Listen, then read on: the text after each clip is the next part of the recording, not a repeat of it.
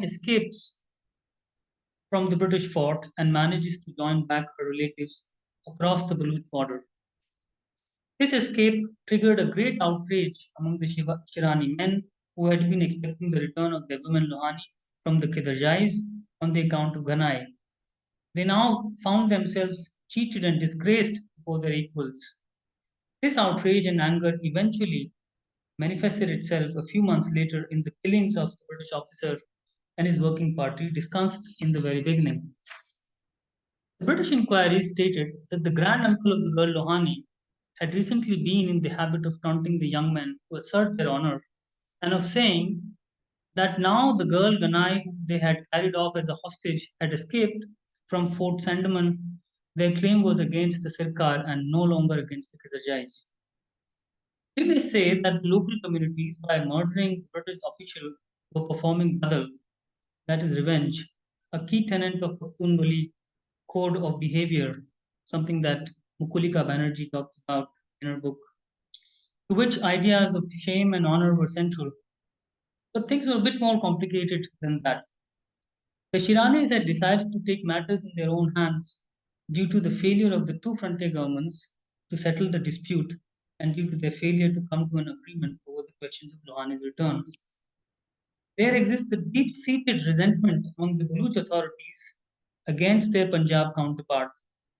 The Baluch government wanted the rights of their revenue paying subjects protected. They often complained to the government of India that all kinds of criminals, after committing the murder, thefts, and abductions in the British territory, took refuge in the uncolonized lowlands. They also alleged that the Punjab frontier government, who had direct access to the lowlands, did nothing to punish the offenders. In contrast, the Punjab government, chiefly represented by the Lieutenant Governor, had refrained from using force in these regions. As a departure from the Sandaman system, where local administration, with the help of local council of elders, had been encouraged, the Lieutenant Governor had insisted on slow and gradual takeover. Both frontier governments attempted to honor the aspirations of their borderland subjects. This was reflected in the way the two governments supported their respective jirgas or council of elders, which were constituted to address the question of Lohani's return. It is the judgment of these local adjudicators that I will now briefly discuss. Local bodies of village headmen, when constituted by the British, could not come to an agreement on Lohani's question. Two groups were formed, majority jirga and minority jirga. The majority jirga argued that Lohani should be returned to her husband Bahawal because Lohani and Bahawal were married according to Chariot and lived as husband and wife. Lohani's ex-suitor and her abductor had earlier accepted invalidation of his engagement to Lohani upon British intervention and took compensation for it. Therefore, he was liable to pay damages for his acts of abduction to Lohani's guardian. The minority jirga, contrary to this judgment, argued that to the Maliks of Shiranis, Shariat was unknown and was not in force. In fact, there was no Shari or Maulavi among the Shiranis, and therefore no one knows the Shariat laws. The members of this jirga stated that in all instances the custom of the country is followed, that Lohani cannot be forced to go back to her husband because she eloped with the man she liked, and her consent to this act is important. They suggested that according to time-honored custom, the husband of an adulterous woman had the right to kill her and cut off the right foot of his wife's seducer. If he is unable to do that, then he can accept monetary compensation as damages and the case can be settled. The tension between Shariat-based judgments and customary practices in this region of the Indian subcontinent was not a novel phenomenon in this period. As suggested by Gilmartin, this tension had been visible in popular stories and in language of religious reformers. But what is interesting in the case of Lohani is that the stress between the two competing legal systems did not reveal itself at the level of the local communities alone, but it also manifested itself in the colonial governance. While the Baluch side favored Shariat, the Punjab government rejected its imposition, following the recommendation of the minority jirga.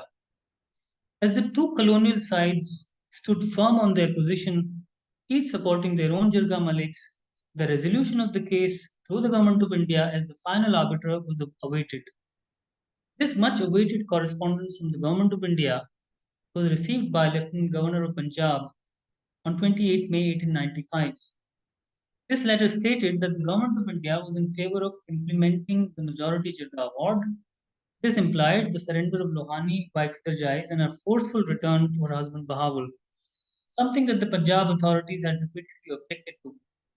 This further meant that in the end, the Government of India chose to favor its revenue paying subjects in Baluchistan over independent frontier tribes. The Baluchistan authorities would have been vindicated by the announcement of this award, and their interference in the local customs would too have been validated.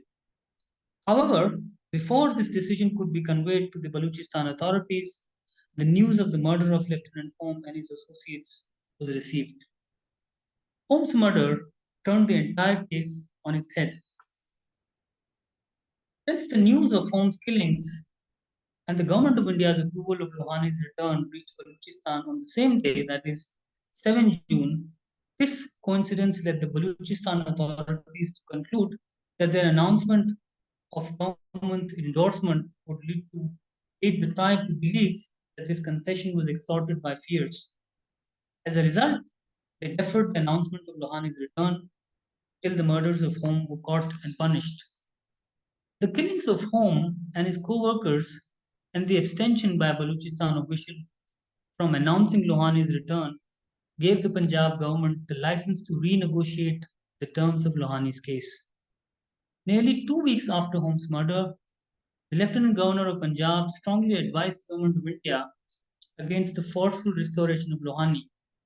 The main force of Fitzpatrick's arguments rested on the difference in the notion of justice in matters of conjugal rights in England and the frontier regions of Punjab. Fitzpatrick argued that in England, the failure to return the wife to her husband leads to the imprisonment of those having control of her. Justice is done when the wife is returned to the husband, while in England, the courts, by issuing a decree, ensured the protection of conjugal rights.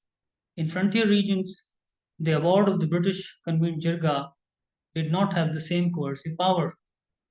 This comparison was a confession of limited acceptance of colonial rule in the lowlands. It was also an acknowledgement of the communal character of conflicts related to women. In frontier regions, justice was not about the husband alone, but about the entire community who sheltered and protected women, and even the use of force against them did not guarantee the surrender of women.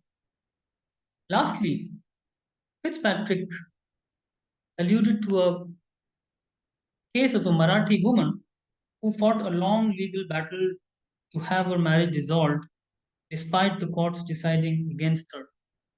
The figure Fitzpatrick was referring to was Rukmabai, whose conjugal rights were publicly contested by the early nationalists and British jurists. The Lieutenant Governor stated that Rukmabai's case had proved that in the rarest of the rare cases, woman cannot be forced to suffer at the hands of her husband, with whom she does not wish to live. Acknowledging the exceptional example of Rukmabai and putting Lohani's case in the same rare category, Fitzpatrick warned that forcing a resisting woman to be bodily handed over to her husband would be an embarrassment to the government of India, and that this was something to be avoided. The impact of this letter from Punjab was such that the government of India, in a fresh order of 13 September 1895, in complete abandonment of its earlier award, agreed to not return Lohani to her husband. Instead, the government announced the imprisonment of Lohani and Patai on charges of adultery. In the end,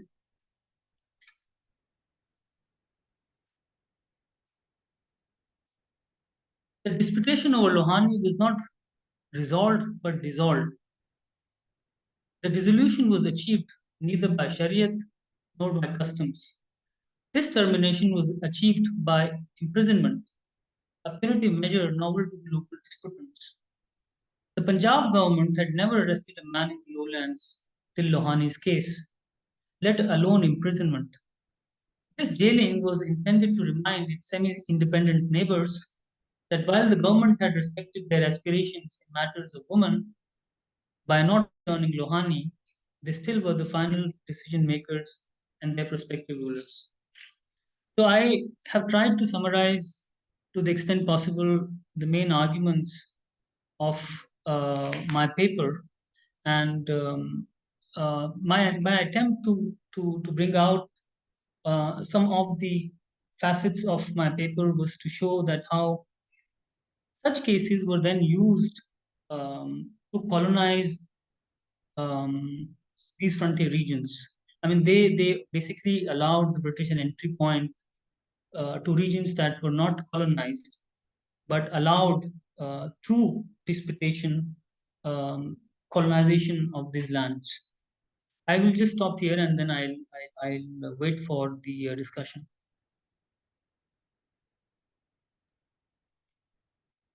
I think, for instance, at the beginning of one of the sections, you speak about how the control over Pathan sexuality is quite instrumental to the British and their activities on the frontier, because managing sexuality is seen as key to managing the unruliness of the Pathans. And there I feel like you know a lot more than you're saying. And I think that that's a point where at which I would definitely want you to I mean, I suppose any like curious reader, it's not even about South Asian history, would want you to speak a little, like kind of make more explicit this connection. What is the connection that the British see between sexuality and unruliness and fighting capacities? And actually, as I was reading this, I was reminded of this book by Richard Fox, The Lions of the Punjab, where he's talking about, it's one of the many books on the martial races, this martial races theory.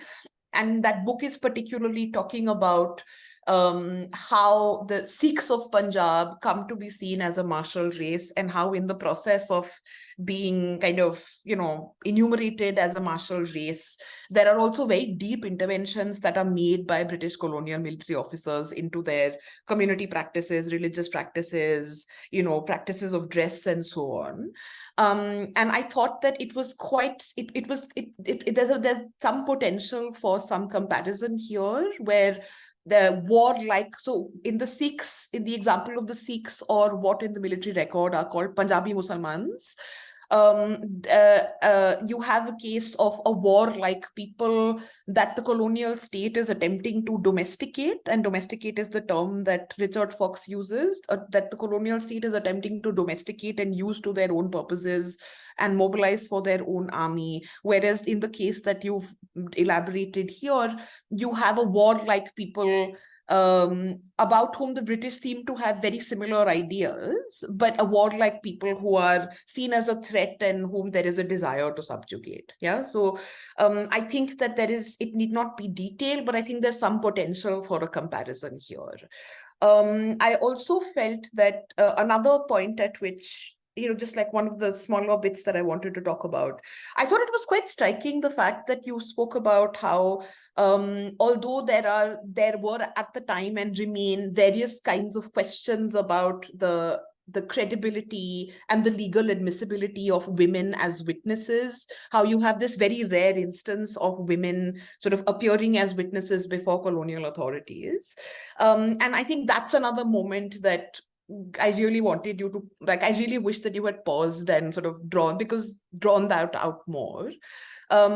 Because one of the things that I found striking there was just the guilelessness with which these women are speaking and implicating men of their, quote unquote, the men of their own community, which I think is partially explained by what you say later on about how, these were acts of redeeming community and individual honor, and these people weren't terribly concerned about consequences. And the grand uncle says, what needed to be done is done, and you can do what you want with me. So perhaps the guilelessness which these women are giving testimony against men, or giving testimony that implicates their own men, is partially explained by that. But I wonder if the material also allows a more like a deeper probing of this particular kind of the voices of the women that you find in the archive, which, as your paper very ably points out, is something that is quite rare, especially for kind of a place like this. Another thing that I found, yeah, just like another possibly, I think there's a short paragraph where you, before you get into, I think, the second last section where you talk about how this is an intra-imperial rivalry. There's a brief point at which you talk about, there's a very brief paragraph where you talk about how the colonial state kind of unwittingly perhaps gets implicated in this contest of honor, and sort of the contests around honor and how they are played out through women. And there's a paragraph where you mention that there's almost like no difference. It's difficult to see the difference between the ways in which these competing groups of tribesmen are speaking about women and the ways in which the British are speaking about women. And I think that has just so much potential. In addition to your kind of insightful sort of exploration of this already in terms of masculinity and colonialism and the frontier, I wondered if you would, in this particular instance, also want to engage with some of the work that Mrilanali Sinha has done, where she is actually making a very similar point as you do in the paper, yeah, that there are important ways in which colonial and native masculinity overlap and find common cause, despite being kind of, you know, opposed and in a hierarchical relationship. So what are some of the ways in which colonial and native masculinity is dovetailing, and what are some of the ways in which it's pulling apart? That also I thought was something that is definitely there. It's definitely there, but because I think in this piece of writing you want to focus on a different set of issues, it remains implicit.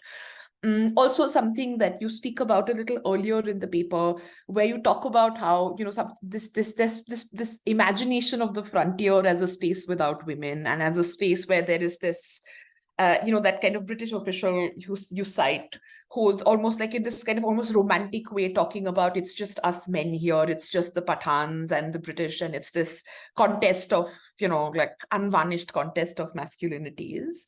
That was also a moment where I felt that, in addition to what the important work that the paper is already doing of showing that this is not a space without women, this is not a space where femininity and kind of female personhood is not, it's very much very directly implicated in the politics of the colonial state and the politics of conflict between tribesmen and between the colonial state and within the colonial state.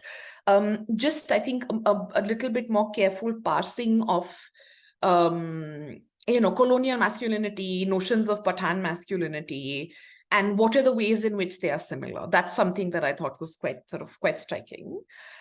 And finally, I wanted to, and this was actually my only sort of major comment on the piece, which is that this is a piece that has so much potential to inform a lot of the debates about state formation and the formation of the colonial state.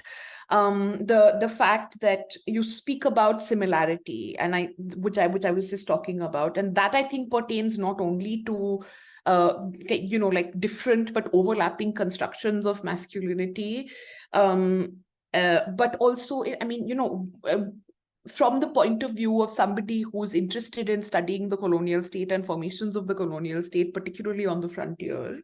I mean, I thought this was a tantalizing possibility. The fact that there is so much similarity, and the fact that, you know, the colonial state is wearing it, for lack of a better term, wearing the local clothes and talking in terms of honor and all of this, as any other local state power might have had.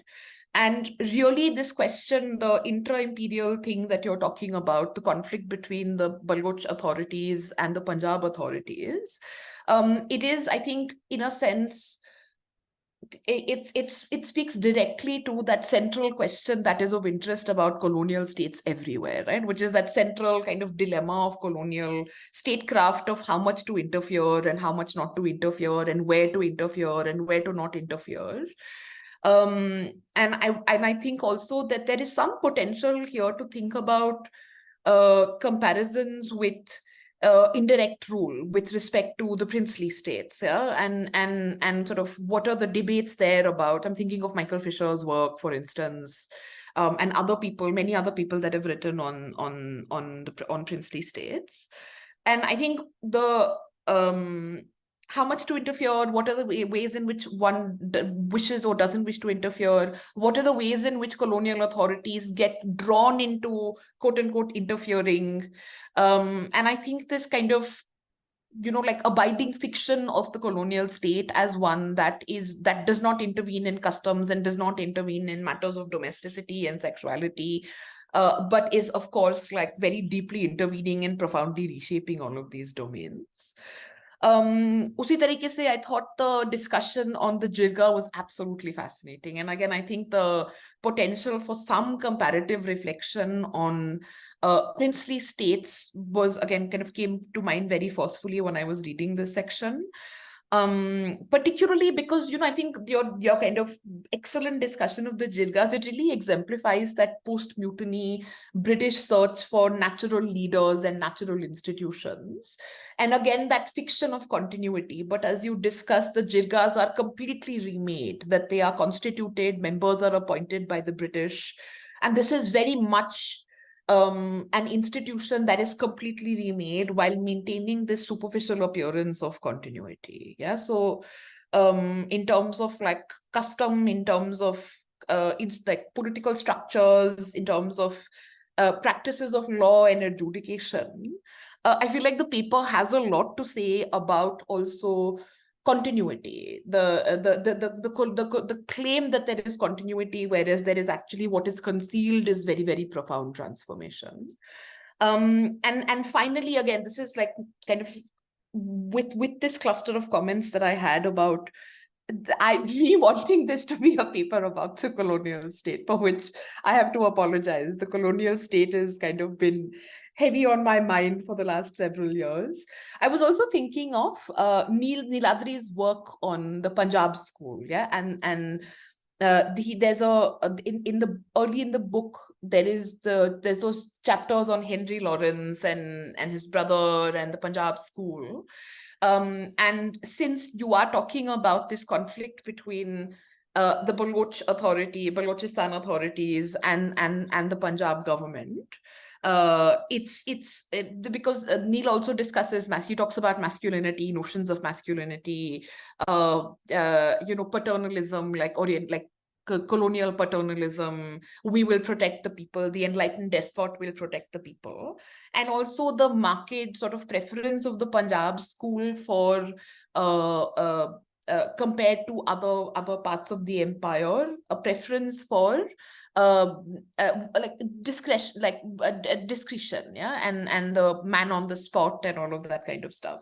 And I wondered what sort of how, if you were to bring that in more explicitly, how that might factor in some of the discussions. But like I said, this is me wanting, this is everything that I wish the paper was. Also knowing that you have done work of this kind and you have thought about themes of this kind in early work.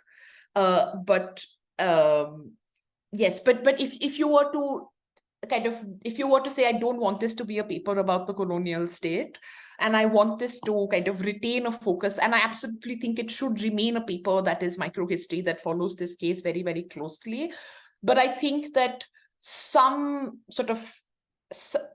like very broad sketching out of some of these broader things would help a non-specialist reader locate this microhistory better in that wider colonial world that, I think you and I are familiar with it because we've looked at similar archives.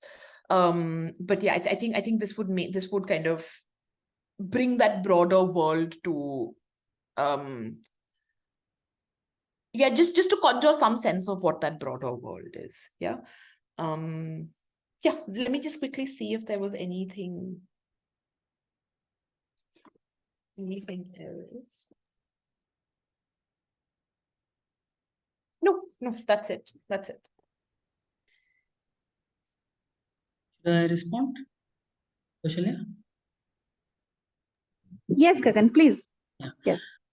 Thanks a lot, Vanessa, for your excellent comments actually, and I was actually kind of hoping that these are the comments that I wanted, and that's the comment that I wanted, and I've got them. I'm so glad that you are the one who read my paper.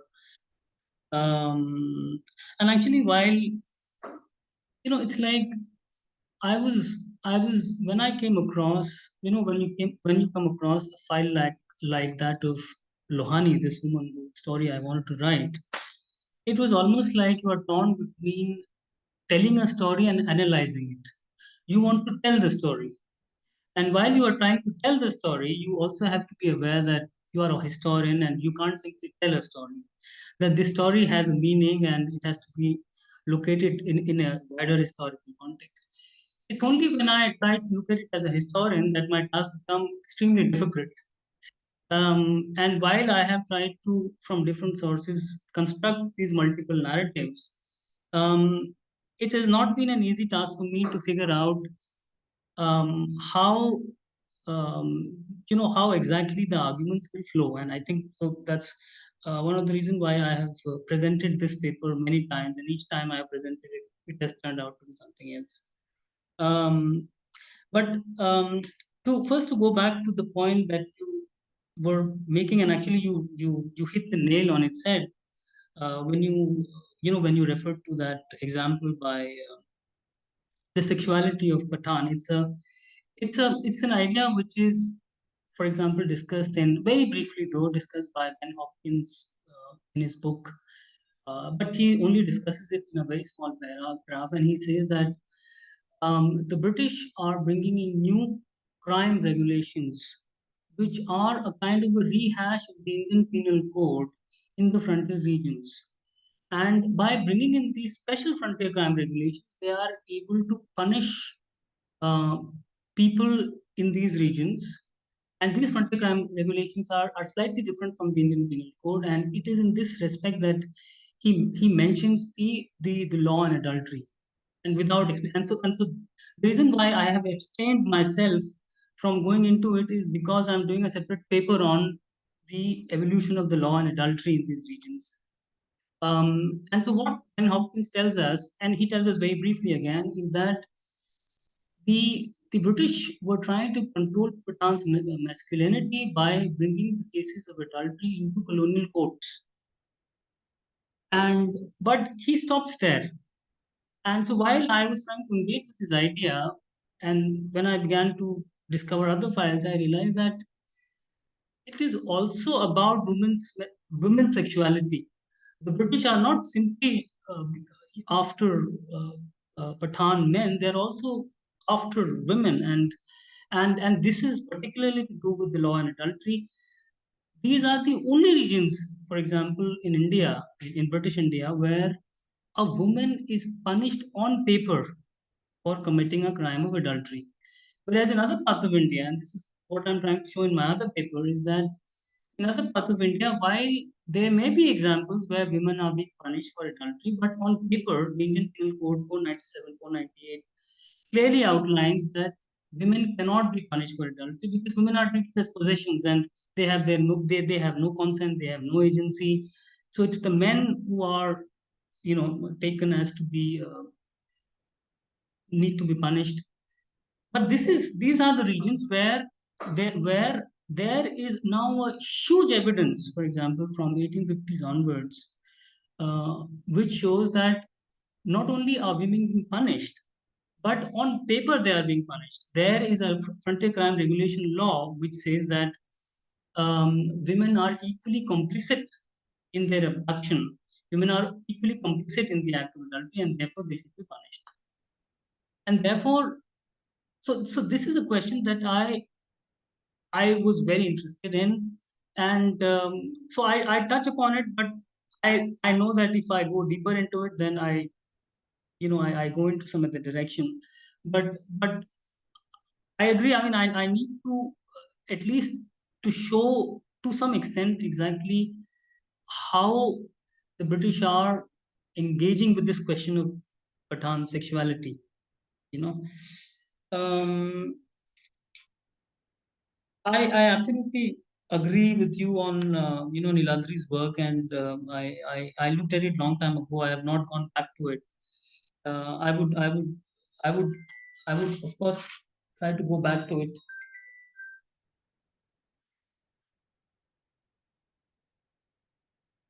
Um,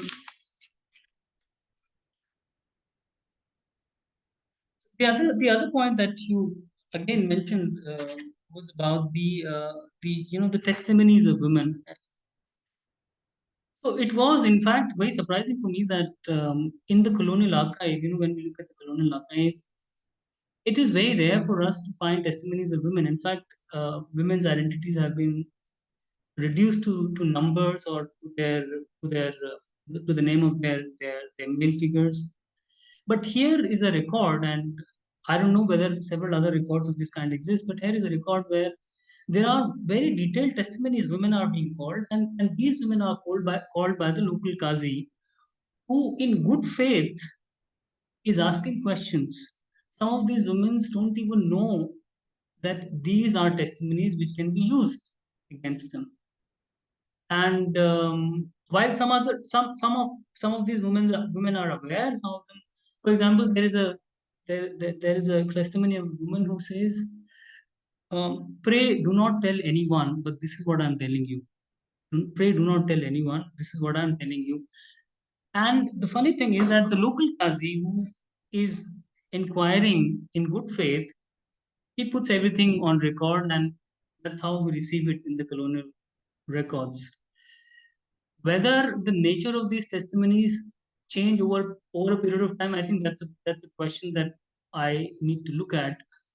But when I look at the history of this region, um, and when I look at, for example, the records in the 19th century till the end of the 19th century, um, it becomes a very curious case, because while, as you said, the state wants to intervene, they want to control, and at the same time they are hesitant. And expedition after expedition, this is one region which the British are unable to take over. And what is also interesting is that when we read, for example, uh, The Art of Not Being Governed, where there is this discussion on the inhabitants of the uplands, which are difficult to subjugate. In my case, it's the opposite. It's these people from the lowlands who are creating trouble. And they are in this liminal zone between the two frontier governments. And so there seems to be back and forth between the two frontier governments, and at the same time, they are asking the government of India also to intervene in it. And so this idea that the British state is not a monolithic, it's not a monolithic state. There are the competing ideas about governance, which you can see all the time. My only worry has been that am I risking too much when I say that perhaps frontier appears to be this very peculiar space, which is different from, let's say, the mainland region, um, where where you have examples of this where the British are, because they are finding it very difficult to colonize these lands, they are able to use cases like these involving women, which are sensitive, to sort of intrude and take over and to colonize. I mean, that's the point that I'm trying to push for, but I'm not really sure whether I can make that point. Um,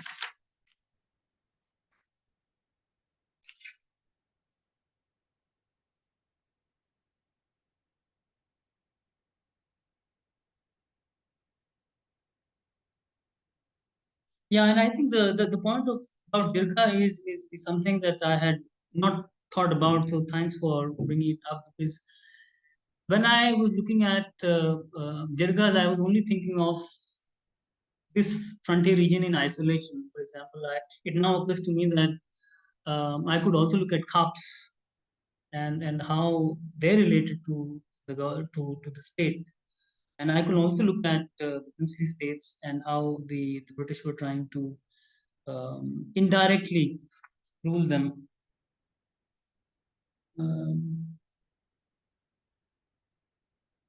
Yeah, that's it. But can I quickly say something? Yeah. Please. Sorry, Kausalya, can I make one more quick comment? Yes, definitely, Vanessa. Please go ahead. I won't take time. No, I think Gagan, the thing that you said, no, that that there's a specificity to dynamics on the frontier, especially like kind of the area that you're talking about, and it's always kind of appears in the colonial record as this unruly, ungovernable place. And obviously, one can kind of critique that as a racist caricature, but I think you're also right to point out that there are some like very real challenges to kind of, these are areas that are not as easily kind of amenable to colonial control as say the plains of North India, right, where the colonial state has a much larger presence, and these large centralized state formations even prior to the colonial state have very large presences. So I think you absolutely can make the argument that there's a certain specificity to state building on the frontier. And James Scott, obviously, I think is like you said, is a great reference to think with. Also, someone else that comes to mind, Michael Adders, whom I'm sure you're familiar with, I think also has written, and I mean, these are all old references. I'm sure there's more recent work also, but this is the stuff that I'm familiar with. But as you were speaking, no, something that you said that I don't know if I can make this point. I think you can make the point, and you do make the point in the paper at, forget exactly where, but you do make the point that you know, like in the section, I think, where you're talking about these kind of intra-imperial rivalry, these two different modes of, will we have a closed border, open border policy, and how a lot of these debates are kind of getting worked out through this question of women. And it's through the question of women, because I mean, again, something I didn't say in my own, I thought it was really striking that the woman who is, I forget, Ghani, I forget the name. Ganai, yeah. Ganai. She's actually kept in the custody of the colonial authorities for an extended period of time before she makes this escape.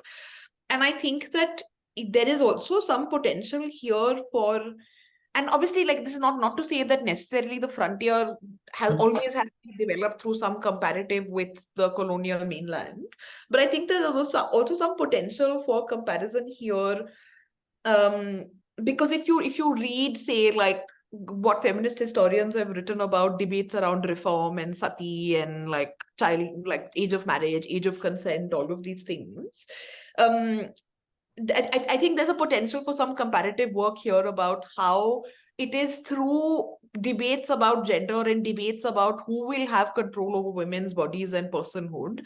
How is it that these competing claims between different conceptions of the different ideas of the colonial state, and these kind of contests between the colonial state and native elites, how are those contests being played out? And I think it's, yeah, man, it's this is, yeah, I think you definitely have a book's worth of material. You definitely have a book's worth of material here, a book's worth of questions here. But this is actually like, it only struck me when you were speaking just now, and I think this is a really exciting possibility that I hope you chase down. Also, what you just said, no, the adultery wala point, the fact that adultery is formally punishable. Wow, like that's quite yeah, I really look forward to kind of hearing and reading more from you on that and this entire set of questions. Thank you, Vanessa. Thank you. I've made a note of all these things, and in fact, this is a project. I mean, there is so much of material on this one case that like more than half the material I have not included. I mean, there's an entire book that I am planning to put around her.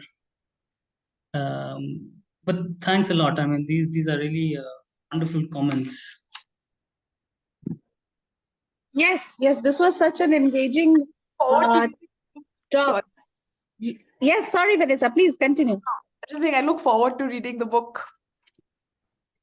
Yes, yes, of course. We all are looking forward, Gagan, and this was really an engaging discussion. And it, as a fellow historian, I just can't resist myself saying that this not only brings in so much of nuanced history on the frontier region, but also it enriches our understanding on micro history, gender history, its relation to colonialism, and of course the colonial state that Vanessa has been so obsessed about, the formation and the relation of it. So yeah, thanks Vanessa for the detailed comments, and I'm sure Gagan has a lot to think about, and we have a lot to read from Gagan in the coming days. We are really hoping that this comes out in print very quickly, and yeah, I think if there are some questions we can quickly take, or otherwise we can just wrap up. Is there a question? We can actually have a question answer session. If there is a question, please can you raise your hands?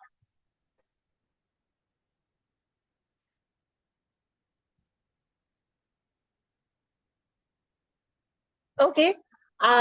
Anyway, I don't think there are questions here, but this was really fascinating. Thanks Gagan for this paper, and thanks Vanessa again.